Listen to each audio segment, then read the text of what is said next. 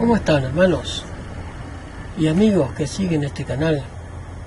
Esperemos en Dios que esté cada uno bien de salud y que podamos encontrarnos firmes junto al Señor. Agradecidos estamos a Dios porque nos da esta nueva oportunidad de comunicarnos con ustedes, de reencontrarnos con ustedes a través de este humilde canal que dimos a llamar La Biblia Habla. Como decimos siempre, este humilde canal lo único que tiene como objetivo es predicar la verdad acerca de Dios, y sabemos que Dios no tiene muchos caminos, como está el dicho ese que todos los caminos conducen a Roma, pero nosotros sabemos que para Dios hay un solo camino que es la verdad, ¿verdad? Y si hay un solo camino, pues debemos andar por él. Hay caminos que al hombre le parecen derechos, dice la Escritura, pero su final es sendero de muerte. Por lo tanto, nosotros tratamos de que cada uno de los que ven estos videos, que siguen este canal, pues puedan salir del lugar que aparentemente es paralelo a la verdad, porque es casi verdad, pero no es la verdad. Porque la verdad con una gotita de mentira, pues deja de ser verdad y es una verdad adulterada, por lo tanto es una mentira. Muy bien, estamos estudiando el juicio investigador. Si bien no estamos tratando el tema del santuario, ya lo hemos tocado en otros estudios. Si quieres buscar en el canal, está el estudio sobre los estudios sobre el santuario, que tienen mucho que ver con este tema que estamos tratando en esta serie. Hoy trataremos algo muy importante, que es el borrado de nuestros pecados. Trataremos ese tema. Muchos dicen, nuestros pecados fueron borrados en la cruz. Paremos un poco la mano y analicemos bien el tema de este que trataremos hoy día y veremos si nuestros pecados fueron borrados en la cruz o no. Muy bien, vamos entonces a buscar a Dios en oración, sin antes pedirte que te suscribas a nuestro canal, que compartas nuestros videos, que los veas, sobre todas las cosas que los veas, porque si no los ves, no sabrás qué es lo que la Biblia enseña acerca de este tema, del borrado de los pecados. Pedimos que tú puedas verlo, y si es posible hasta el final, y después decidas si lo que yo estoy mostrando o que lo que la Biblia enseña es idea mía, o lo estoy torciendo la Escritura, o la estoy acomodando a mi conveniencia o no. Por eso es imprescindible que la veas. Yo no te digo que creas en lo que estamos exponiendo hoy aquí, pero no, lo que estamos exponiendo aquí es a conciencia y estudiado de que es la verdad que nosotros creemos. Por lo tanto, la compartimos con ustedes, con los que ven este canal. Muy bien, vamos entonces a postrarnos de rodillas y a buscar a Dios en oración, y ya entraremos de lleno en el tema de estudio de la Biblia. Cariñoso Señor que estás en los cielos, te agradecemos porque nos das la posibilidad de poder abrir tu palabra libremente todavía. Gracias porque nos enseñas a través de ella acerca del tema del borrado de nuestros pecados. Señor, te pedimos con humildad que tú puedas borrar los pecados de cada uno de los que estén mirando estos videos, y que puedan, Señor Dios, ellos hallar arrepentimiento genuino a través de la obra de tu Espíritu Santo. Gracias por tu amor y tu bondad. Bendice este estudio y dirígelo, Señor, sobre todas las cosas. Dirige tu estudio de tu palabra en esta hora. Te lo pedimos por los méritos del Señor Jesús. Amén. Amén. Muy bien, hermanos. Entonces entraremos ya de lleno en el tema de estudio de la palabra de Dios. Este es tu canal de estudios bíblicos, La Biblia Habla. Y entraremos abriendo la palabra de Dios de Miqueas 7:19. La pregunta que se nos hace, la primera pregunta que se nos hace en este estudio es: ¿qué habrá pasado con los pecados de los justos que reciben su recompensa en la resurrección? ¿Qué habrá pasado con los pecados de los justos que reciben la recompensa en la resurrección? O sea, cuando venga Cristo habrá una resurrección, ¿verdad? Cuando Cristo venga por segunda vez, habrá una resurrección de justos. ¿Y qué habrá pasado con sus pecados? Los que habrán cometido. ¿Qué habrá pasado?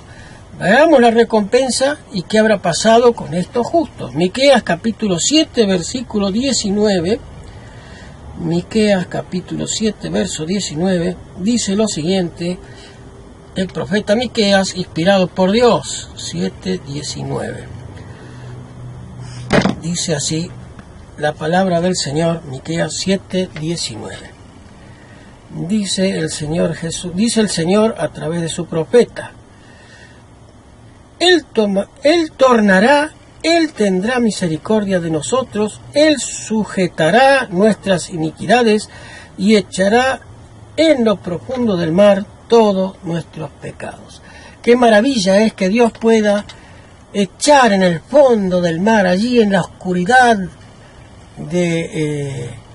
del abismo, todos nuestros pecados. Él echará, dice, en lo profundo del mar todos nuestros pecados. Qué maravilla es eso, ¿verdad? Quedaremos libres de todos nuestros pecados. ¿Y qué nos dice Isaías 43:25? Notemos lo que nos dice Isaías 43:25 con respecto a esto también. Isaías capítulo 43, versículo 25. 43, versículo 25 del capítulo 43 de Isaías. Miren lo que dice el Señor Jesús a través de su profeta, el profeta Isaías. Dice así lo siguiente: yo soy el que borro tus rebeliones por amor de mí, y no me acordaré más de tus pecados. Qué maravilla, ¿verdad? Cuando resuciten los justos en la segunda venida del Señor Jesús, sus pecados habrán sido borrados totalmente. Sus iniquidades, ni se acordará Dios de esas iniquidades, y por lo tanto serán llamados justos, ¿verdad? Recordemos que para eso es necesario, para que puedan resucitar en la venida del Señor Jesús, tienen que haber pasado por el juicio investigador. Ese juicio que los declara justos ante el trono de Dios. Y notemos lo que nos dice el espíritu de profecía para apoyar o para corregir nuestras palabras humanas. Miren lo que dice el espíritu de profecía.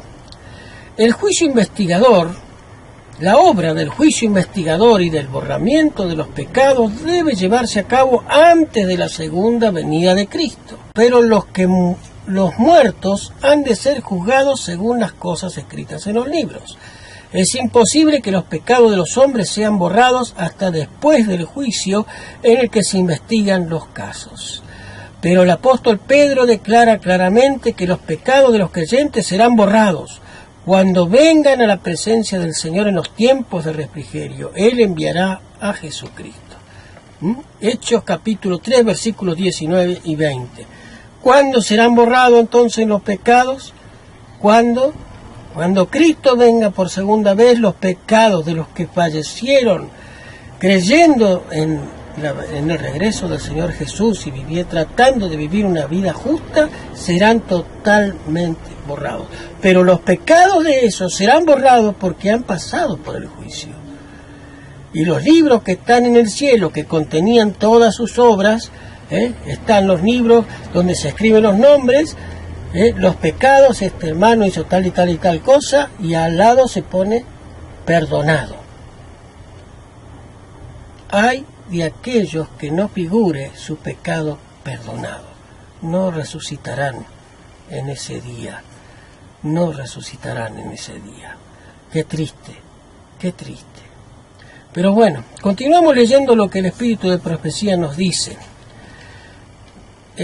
Cuando concluya el juicio investigador, Cristo vendrá y su galardón estará con él para dar a cada uno según su obra. Eso lo leímos en Apocalipsis capítulo 22. El Señor vendrá a pagar a cada uno según su obra. Y para eso tiene que haber recibido, tiene que haber sido juzgada la obra o la vida de cada uno de los que han estado sobre esta tierra hoy o debajo de ella, los muertos, ¿no? Muy bien. Segunda pregunta. Explique cómo la parábola del siervo inicuo de Mateo 18, 23 al 35 muestra la diferencia entre perdonar y borrar. Aunque podamos ser fieles hoy, ¿qué realidad aleccionadora deberíamos mantenernos siempre vigilantes? Debería mantenernos siempre vigilantes. Vayamos entonces a leer la parábola de Mateo 18, 23 al 25. Notemos lo que nos dice Mateo 18, 23 al 25. Es muy conocida esta parábola. 18, 23 al 25 de Mateo. Muy conocida esta parábola, pero la vamos a analizar en el contexto del juicio investigador. Dice así, versículo 23. Por lo cual el reino de los cielos es semejante a un hombre, rey, que quiso hacer cuentas con sus siervos. Notemos, un rey que quiso hacer cuentas con sus siervos. Dice versículo 24. Y comenzando a hacer cuentas, le fue presentado uno que le debía 10.000 talentos. Mas a este, no pudiendo pagar, mandó a su señor venderle, y a su mujer y a sus hijos, y con todo lo que tenía, que se le pagase. Entonces aquel siervo postrado le adoraba, diciendo: Señor, ten paciencia conmigo, yo te pagaré todo. Y el Señor, movido a misericordia de aquel siervo, le soltó y perdonó la deuda. Notemos, le soltó y le perdonó la deuda. Pero notemos lo que pasa después. Y saliendo aquel siervo, halló a uno de sus consiervos que le debía 100 denarios, y trabajando él, le ahogaba, diciendo: Págame lo que me debes. Entonces su consiervo, postrándose a sus pies, le rogaba, diciendo: Ten paciencia conmigo y yo te pagaré todo. Mas él no quiso, sino que fue y le echó en la cárcel, hasta que pagase toda la deuda. Y viniendo sus consiervos los que le pasaba, viendo sus consiervos lo que le pasaba, se entristecieron mucho, y viniendo declararon a su señor todo lo que había pasado. Entonces, llamándole su señor, le dice: Siervo malvado, toda aquella deuda te perdoné porque me rogaste. ¿No te convenía también a ti tener misericordia de consiervo, como también yo tuve misericordia de ti? Entonces su señor, enojado, le entregó a los verdugos hasta que pagase todo lo que debía. Así también hará con vosotros mi Padre Celestial, si no perdonáis de vuestros corazones a cada uno su hermano sus ofensas. Qué terrible esta situación que se presenta aquí. Alguien que le debía mucho dinero a un rey se le presenta y se le postra de rodillas y le pide que se le exima su deuda porque no la puede pagar, o que le dé más tiempo.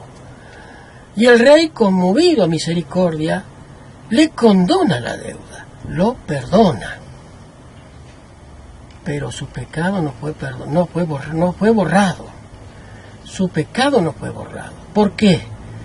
¿Por qué no fue borrado su pecado? Porque cuando se alejó de allí, se encontró ese siervo, a un consiervo de él, que le debía mucho menos dinero, y no le perdonó la deuda a este consiervo, sino que lo echó en la cárcel. Y los que vieron eso fueron al rey y le dijeron: esto pasó, esto y esto. Y el rey volvió a llamar a su siervo y le dijo: ¿no te perdoné yo tu deuda? ¿Por qué no hiciste tú lo mismo? Si el rey hubiera borrado completamente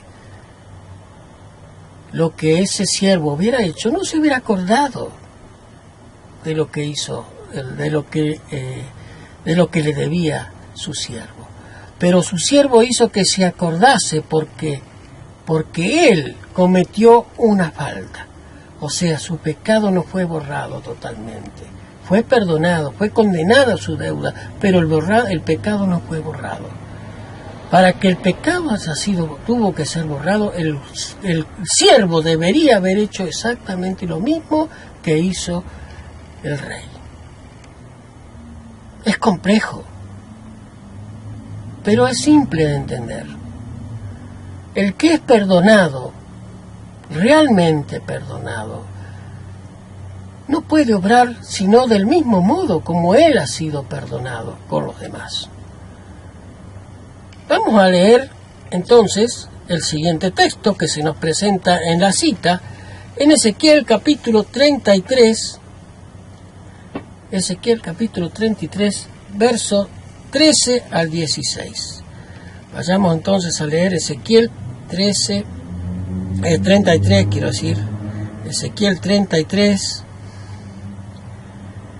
Ezequiel 33, versículos 13 al 16.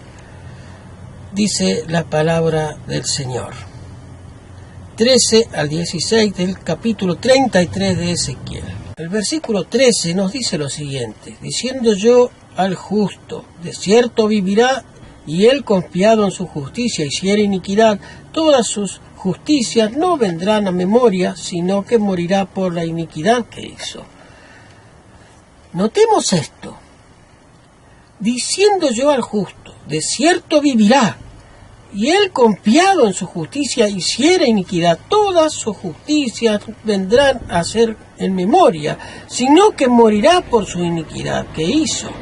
Versículo 14, diciendo yo al impío, de cierto morirás, y si el impío se volviere de su pecado, e hiciere juicio y justicia, si el impío restituyere la prenda y devolviere lo que hubiera robado, caminare en las ordenanzas de la vida, no haciendo iniquidad, vivirá ciertamente y no morirá. No se le recordará ninguno de sus pecados que habrá cometido, si hizo justicia, vivirá ciertamente. ¿Vieron la diferencia? El que se le presenta al rey para tomar cuentas con el rey, se da cuenta que le pide más tiempo al rey porque no tiene dinero para pagar la inmensa deuda que se le había generado con el rey. Mas el rey, movido a misericordia porque le rogaba, le condenó la deuda. Pero ni bien salió de ahí, se encuentra con un consiervo que le debía mucho menos y no le perdonó su deuda. ¿Qué nos dice Ezequiel con respecto a esto? Dice el versículo 13 y 14. Versículo 13, diciendo yo al justo, de cierto vivirá, y él confiado en su justicia hiciere iniquidad, todas las justicias que tenía antes no vendrán en memoria, sino que por su iniquidad que hizo. O sea, cuando comete un pecado, vuelve otra vez a abrirse la causa con esta persona que había tenido la causa condonada. Su pecado había sido cubierto, perdonado. Pero si cometió otra falta después, todo eso que quedó allí se vuelve a abrir. Y dice Ezequiel, diciendo yo al impío, de cierto morirás, versículo 14, si él se volviere de su pecado, se hiciere juicio y justicia, si el impío restituyere la prenda y devolviere lo que hubiera robado, y caminare en las ordenanzas de la vida, no haciendo iniquidad, vivirá ciertamente y no morirá. Versículo 16, no se recordará ninguno de sus pecados que había cometido, hizo justicia y juicio, vivirá ciertamente. ¿Entienden por qué es necesario? ¿Por qué es necesario el juicio?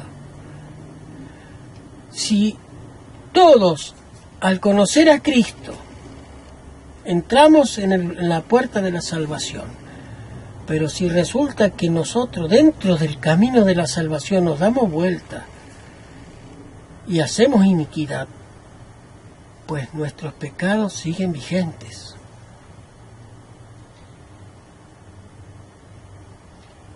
Todo lo bueno que hemos hecho no sirve de nada si un pecado mancha nuestra trayectoria somos culpables ante el juicio. No resucitarán en aquel día los que tengan esa cuenta. Por eso es necesario el juicio. Por eso es interesante que haya un juicio investigador y se analice la vida de cada uno.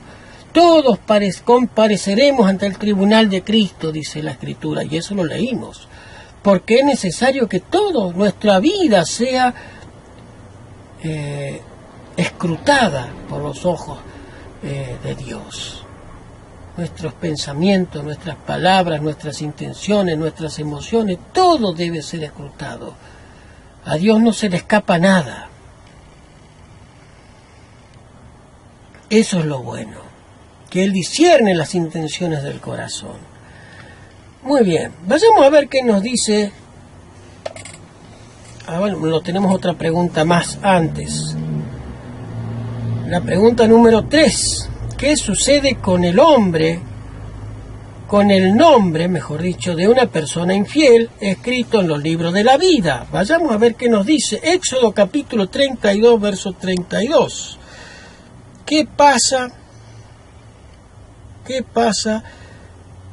con los nombres escritos de los impíos en el libro de la vida? Vayamos a ver qué nos dice Éxodo capítulo 32, versículos 32 y 33. Éxodo 32, versos 32 y 33. Aquí está Éxodo, nos dice lo siguiente, el profeta Moisés, 32 y 33. Acá está. Que perdones ahora su pecado, y si no, ráeme ahora de tu libro que has escrito. Y Jehová respondió a Moisés, al que pecare contra mí, a este raeré yo de mi libro. ¿Qué dice? Dios le dijo a Moisés, el que peca contra mí, a este raeré, borraré de mi libro. Qué tristeza que Dios tenga que borrar nuestro nombre del libro de la vida, porque no habrá salvación para nosotros. Siguiente pregunta, ¿cómo se escribe un nombre allí en primer lugar y cuyos nombres se conservarán en el libro de la vida? Filipenses 4:3. Notemos lo que nos dice el apóstol Pablo en el libro de Filipenses 4:3. Nuevo Testamento, vayamos al libro de Filipenses capítulo 4, versículo 3. Veamos lo que nos dice el apóstol Pablo.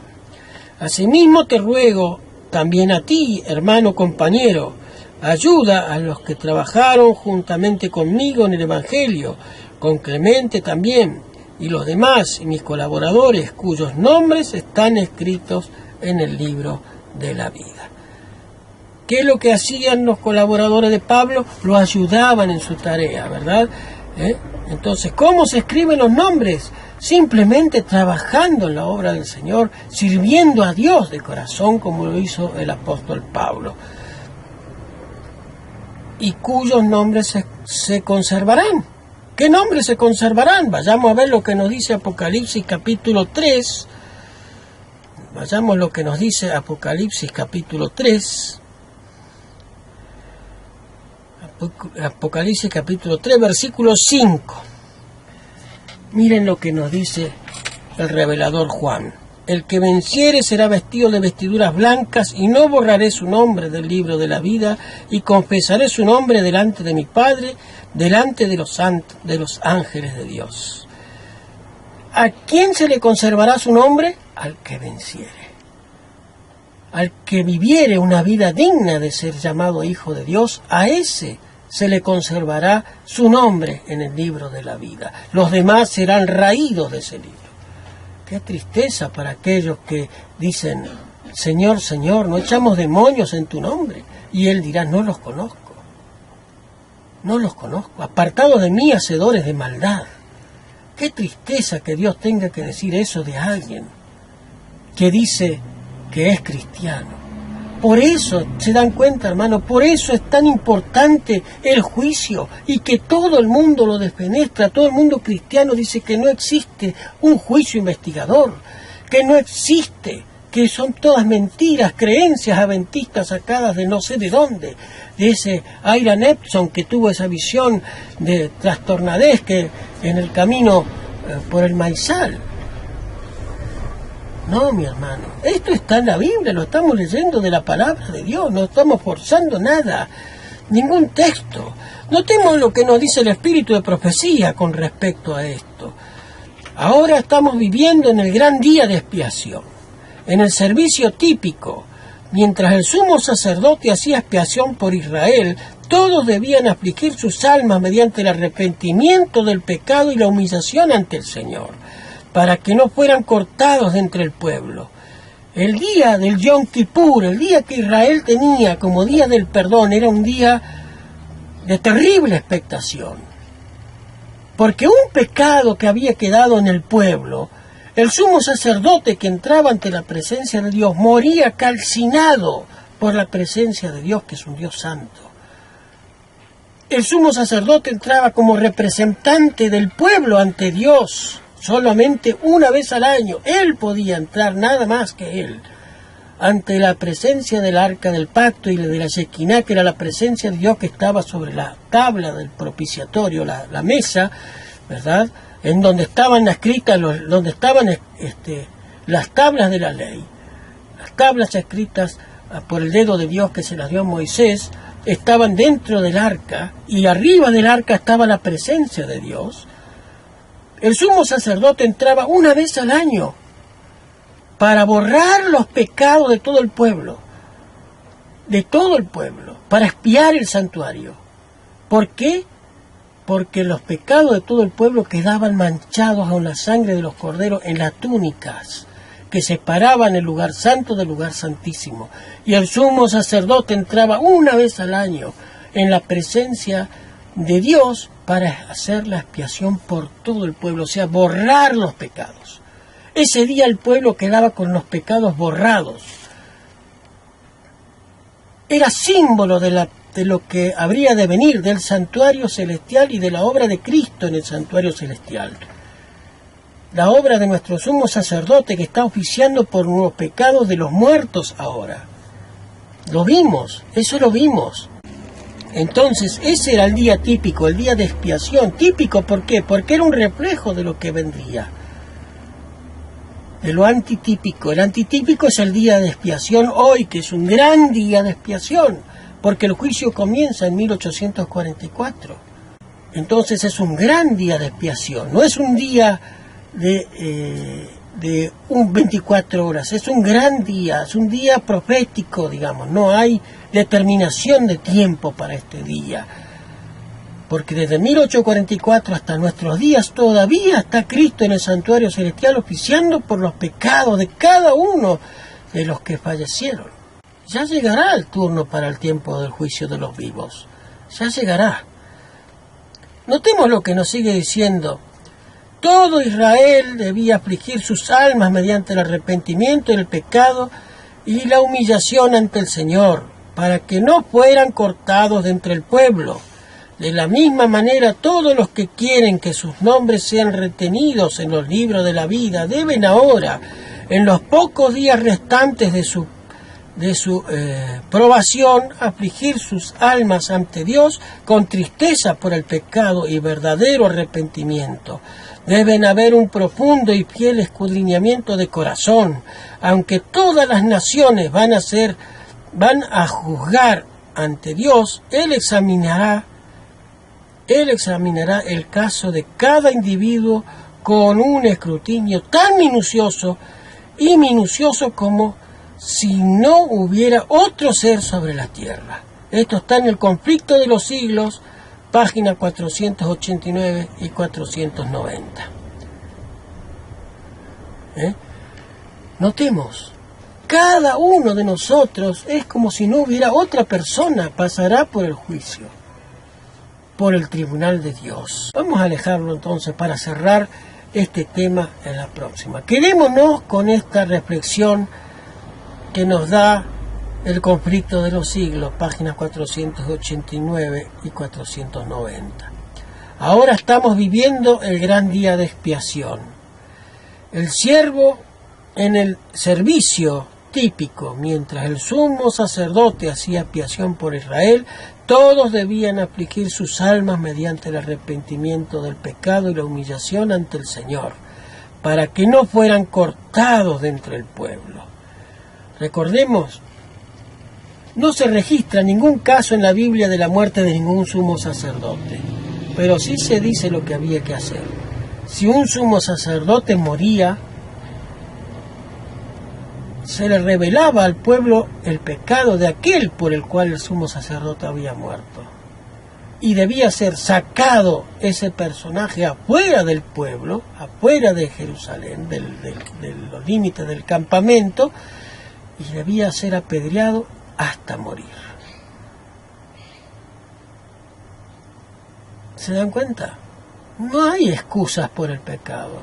No hay excusas por rebelión ante Dios. Porque el pecado es infracción de la ley. Pero también está la posibilidad de arrepentirnos. ¿Pero podemos arrepentirnos solos? No, necesitamos la presencia del Espíritu Santo en el corazón. No de hablar en lenguas, no de hacer otras actividades supuestamente producto de la presencia del Espíritu Santo. El Espíritu Santo te convence de pecado, te enseña por qué camino seguir y te muestra cómo seguir.